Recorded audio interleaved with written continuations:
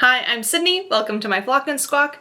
This is my second video trying to use up my Amish Friendship Bread Starter. If you would like to know more about the starter, go ahead to the previous video and it'll be all in a playlist of all the recipes I'm using to use it up. Because instead of gifting this first time around, I am just baking. So in that first video, I cover maintaining my starter as well as baking the most basic loaf recipe that came with it when I was gifted. And then this video is all about, like the title says, making a morning glory bread variant. And I'm going to do little mini loaves. So let's just mix it right on up. To get the morning glory bread started, I preheated my oven to 325 degrees Fahrenheit, about 160 degrees Celsius, and I grated my 2 large carrots. This is about 2 cups of carrot, and I finely grated them. Next, I mashed up 1 large banana. The recipe that I am using as my basis, and for the most part using, it called for 3/4 cup of applesauce. However, I did not have any open, so mashing a banana seemed to work perfectly well as a substitute. This recipe and more will be linked in the description. I then added my carrots to the mashed banana in my bowl, and then my 1 cup of sugar, my 1/4 cup of oil, 1 cup of Friendship Starter, gave it a mix, and added my 3 eggs.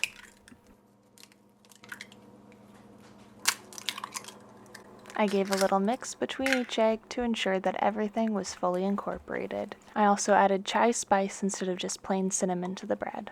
My final wet ingredient added was a splash of vanilla. Next, I added 1½ teaspoons of baking powder, 1/2 teaspoon baking soda, and 1/2 teaspoon of salt. Our final ingredients are 2 cups of flour and 1 small box of instant pudding mix, which is 1 ounce of powdered pudding. Our main batter is now done, and you can add whatever fillings you would like. I added sliced almonds and dried fruit to mine, as well as shredded coconut. The recipe that I based this off of also used chopped apple, however I did not include it in this batch.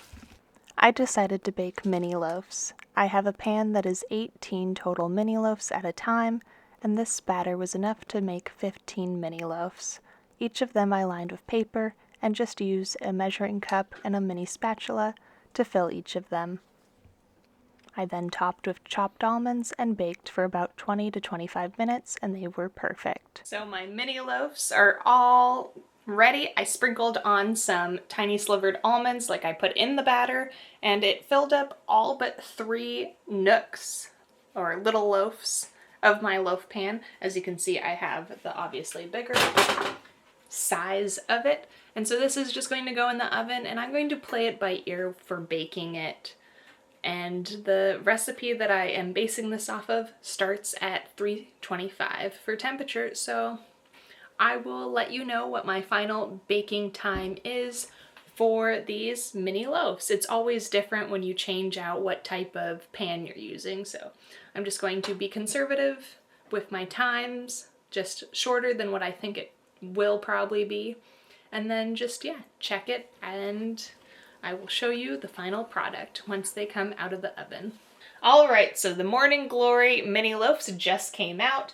The toothpick came out perfectly clean down the center. It was 325 for about 25-ish minutes. They are lighter in color than what I was initially anticipating, but they still look perfect. So I'm going to let these cool and hang out, and then we can cut into one in a bit. So here is the Morning Glory. It's one of the tiny loaves cut in half. My mom tried the other half, or is currently trying the other half. Here's what it looks like inside. It looks pretty good.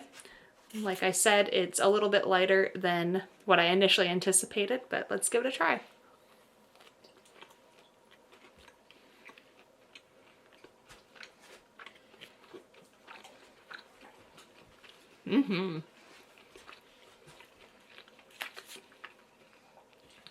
Soft, moist, very banana bread. I'm getting a thumbs up from behind the camera. The slivered almonds add a little bit of texture, but like an actual chopped nut would add more. The fruit adds a tiny bit of texture, but just like that nice sweetness. The coconut doesn't like get stuck in your teeth that much. It just sort of melds together, and I had grated the carrot very finely, so no carrot getting stuck in your teeth. But very good. A nice use of the friendship starter, I'd think. And yeah, I would definitely make this again and change up some things. Like, I feel cherry would probably do really well in this. But that's all for this video. Like I said, there's the previous video where I maintain the starter and make the standard basic recipe that was included with my starter when I was gifted it. And that's in that video, and then the next video will probably be a cookie recipe, but I need to take a break from all this baking, and yeah, so I will see you in the next one. Bye!